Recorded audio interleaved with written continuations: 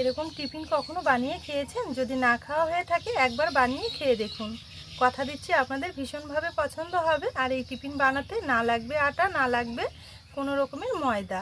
খুব সহজভাবে হাতের কাছে থাকা 2-3টি উপকরণেই কিন্তু বানিয়ে নেওয়া যাবে। আর খেতে দারুণ হয়। সিঙ্গারা, কচুরি আপনারা তো অনেক খেয়েছেন, তবে এই টিফিনটা একবার হলেও বানিয়ে দেখুন। ভেতরটা পুরে ঠাসা, খেতে কী যে ভালো লাগে, একবার কথা দিচ্ছি আপনাদের ভীষণভাবে পছন্দ হবে। বাড়িতে ছোট বড় এমন কেউ বাদ যাবে না যে এই রেসিপি খেতে পছন্দ করবে না। একবার বানিয়ে খাওয়ালে বারবার বাড়িতে আবদার করবে এই রেসিপিটা বানানোর কথা। আর এই টিফিনটা বাইরেতে যেমন মুচমুচে, ভেতরটা কিন্তু তেমনই পুরে ঠাসা।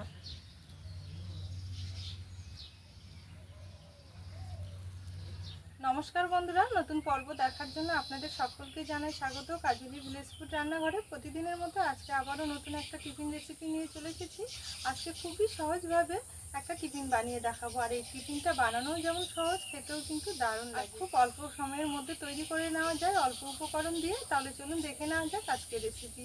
আমার চ্যানেলে নতুন বন্ধু হয়ে থাকলে সবার আগে চ্যানেলটি সাবস্ক্রাইব করে আমার পাশে থাকবেন। আর যে সকল বন্ধুরা ফেসবুক পেজ থেকে দেখছেন, পেজটা অবশ্যই একবার ফলো করুন। টিফিন বানানোর জন্য সবার প্রথমে উনুন জেলে একটা কড়াই বসিয়ে নিয়েছি। কড়াইয়ে নিয়ে নেব এই ছোট বাটি মেপে 1 বাটি সুজিটা প্রথমে শুকনো খোলায় নিয়ে নেব। হালকা একটু নেড়ে চেড়ে সুজিটা এবার ভেজে নেব। এবারে হালকা আছে নেড়ে চেড়ে সুজিটা হালকা একটু ভেজে নেব।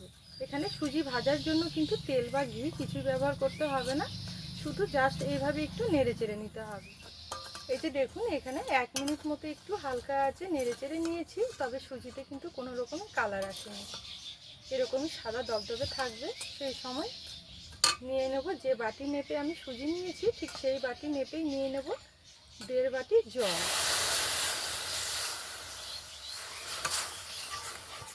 এবারে সুজির মধ্যে নিয়ে নেব সামান্য একটু লবণ। ভালো করে নেড়ে চেড়ে সুজিটা ভালো মতো সেদ্ধ করে একটা ডো তৈরি করে নেব। আর এই সময় কিন্তু উনুনের আঁচটা একদমই হালকা রাখতে হবে, তাহলে দেখুন খুব সুন্দরভাবে সুজিটাও সেদ্ধ হবে আর খুব সুন্দরভাবে ডোয়েও পরিণত হবে।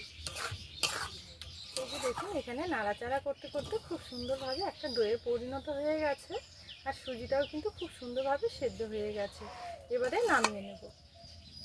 ডোটা নামিয়ে সরাসরি একটা থালার মধ্যে এইভাবে একটু মেলে দিতে হবে। এতে করে দেখবেন খুব তাড়াতাড়ি কিন্তু এটা ঠান্ডা হয়ে যাবে, কারণ এটা আমাদের মেখে নিতে হবে, সেই কারণে একটু ঠান্ডা করে নিতে হবে। এবারে এদিকে সুজির ডোটা একটু ঠান্ডা হতে থাক। আর এবারে টিফিনের জন্য আলুর পুরটা তৈরি করে নেব। এখানে আলুর পুর বানানোর জন্য আবারও কড়াই পরিষ্কার করে বসিয়ে নিয়েছি। কড়াই নিয়ে নেব সামান্য একটু সর্ষের তেল।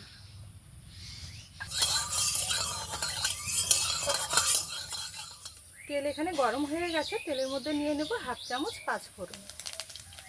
আর এখানে কয়েকটা ক্যারি পাতা নিয়েছি, আগে থেকে পরিষ্কার করে ধুয়ে তুলে নিয়েছি। এবারে ক্যারি পাতাটা নিয়ে নেব।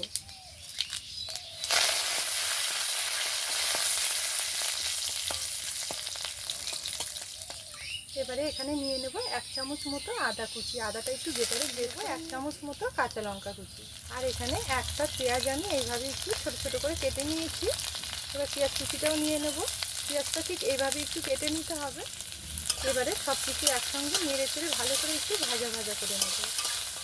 হালকা আছে এভাবে একটু নেড়ে চেড়ে ভালো করে সব কিছু নরম করে নিতে হবে। এখানে খুব সুন্দরভাবে সব কিছু একটু নরম করে নিয়েছি আর একটু ভাজা ভাজা হয়ে গেছে। ঠিক এই সময় বাকি মশলাগুলো অ্যাড করব। এখানে নিয়ে নেব সামান্য একটু ধনে গুঁড়ো, আর নেব একটুখানি জিরের গুঁড়ো, আর নেব একটুখানি গরম মশলার গুঁড়ো, আর দেবো একটুখানি হলুদ গুঁড়ো, আর দেবো স্বাদ মতো লবণ। এবারে সামান্য একটু জল দিয়ে দেবো, এতে করে মশলাটা যাতে পুড়ে না যায়। জলটুকু দেওয়ার পর আবারও ভালো করে একটু নেড়ে চেড়ে মিশিয়ে নেব। এবারে নিয়ে নেব আলু।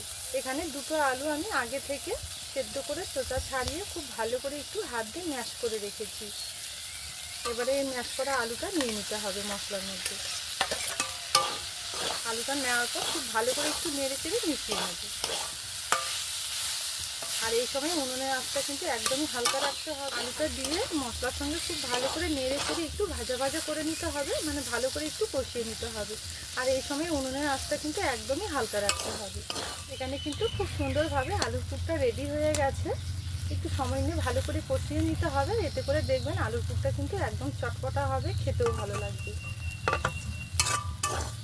এখানে খুব সুন্দরভাবে কষিয়ে নিয়েছি। এবারে চলুন এটা নামিয়ে নেব।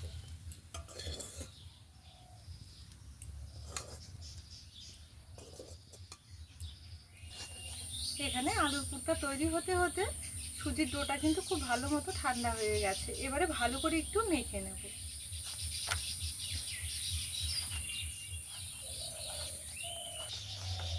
এই যে দেখুন এখানে একদম মসৃণ করে মেখে নিয়েছি। আচ্ছা, এখানে মেখে নিতে নিতে যদি হাতের মধ্যে একটু চিটচিটে হয়ে লেগে যায়, সেক্ষেত্রে সামান্য একটু তেল ধরে নেবেন হাতের মধ্যে, তাহলে কিন্তু আর চিটচিটে হয়ে একটুও লেগে যাবে না। এবারে এইভাবে মেখে নিয়ে তারপরে এখান থেকে ছোট করে করে একটু লেচি কেটে নেব। খুব ছোটও না আবার খুব বড়ও না, ঠিক এই মাপে লেচিগুলো কেটে নিতে হবে। তো একইভাবে সম্পূর্ণ লেচি কটা কেটে নেব প্রথমে। এই যে দেখুন এখানে সব লেচি কটা খুব সুন্দরভাবে কেটে নিয়েছি একই মাপ করে। এবারে একটা করে লেচি হাতের মধ্যে নিয়ে খুব ভালো করে প্রথমে এইভাবে একটু গোল মতো করে নিতে হবে। এই যে দেখুন গোল করে নিয়েছি। এবার এইভাবে বাটির মতো শেপ দিয়ে নেব। এই যে দেখুন ঠিক এইরকম একটু বাটির মতো শেপ দিয়ে নিয়েছি। এবারে এখানে যে আমি আগে পুরটা তৈরি করে রেখেছি আলুর, এবার এটা কিছুটা পরিমাণে নিয়ে নেব।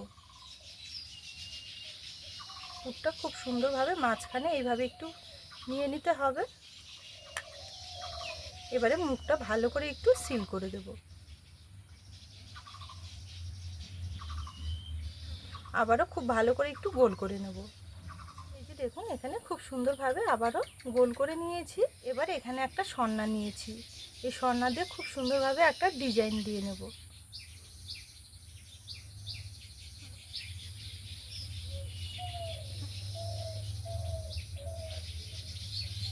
সন্নাটা বসিয়ে এইভাবে একটু চেপে চেপে নিতে হবে।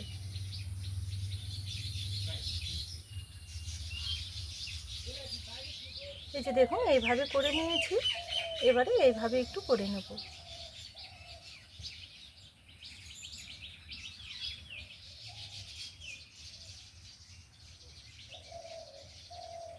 এই যে দেখুন এখানে একটা ডিজাইন দিয়ে নিয়েছি। এইভাবে প্রথমে সবগুলো আগে ডিজাইন দিয়ে নেব।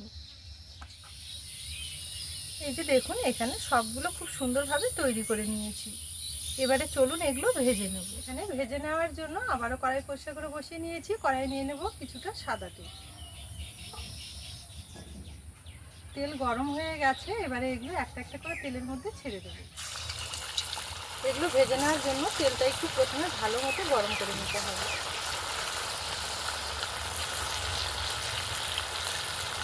একটু তেল বেশি দিয়েছি, সবগুলো একসঙ্গে ভেজে নেব। উনুনের আঁচটা কিন্তু বাড়িয়ে এগুলো ভেজে নিতে হবে। এখানে 1 মিনিট মতো আমি কোনো রকমের নাড়াচাড়া করিনি। এবারে 1 মিনিট পর এইভাবে একটু নেড়ে চেড়ে উল্টে দেবো।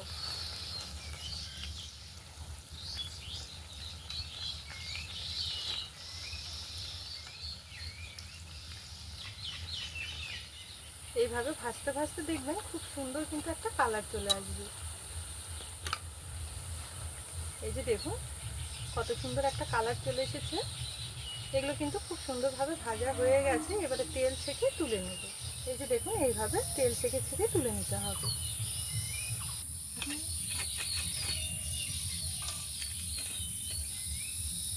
আটা ময়দা ঘরে না থাকলেও কিন্তু খুব সহজভাবে এত সুন্দর একটা টিফিন বানিয়ে নেওয়া যায়, আর খেতে কিন্তু দারুণ লাগে। এই যে দেখুন এখানে সম্পূর্ণ টিফিনগুলো খুব সুন্দরভাবে ভেজে নিয়েছি। আর কতটা সুন্দর লাগছে দেখতে, দেখুন কালারটা কিন্তু দারুণ এসেছে, একদম মুচমুচে, ভেতরটা পুরে ঠাসা, খেতে কিন্তু দারুণ লাগে। আপনারাও একবার হলেও অবশ্যই বাড়িতে বানিয়ে দেখুন, কথা দিচ্ছি আপনাদের অনেক বেশি ভালো লাগবে। তাহলে বন্ধুরা আজকের এই টিফিন রেসিপি আপনাদের কেমন লেগেছে অবশ্যই কিন্তু একটা কমেন্ট করে জানাতে ভুলবেন না। আর রেসিপি যদি ভালো লেগে থাকে তাহলে সবসময়ের জন্য আমার চ্যানেলের পাশে থাকবেন। আজকের জন্য রেসিপি এখানেই শেষ করলাম। আবারও ফিরে আসবো পরের দিন নতুন রেসিপির সাথে। ততক্ষণের জন্য আপনারা ভালো থাকবেন, সুস্থ থাকবেন।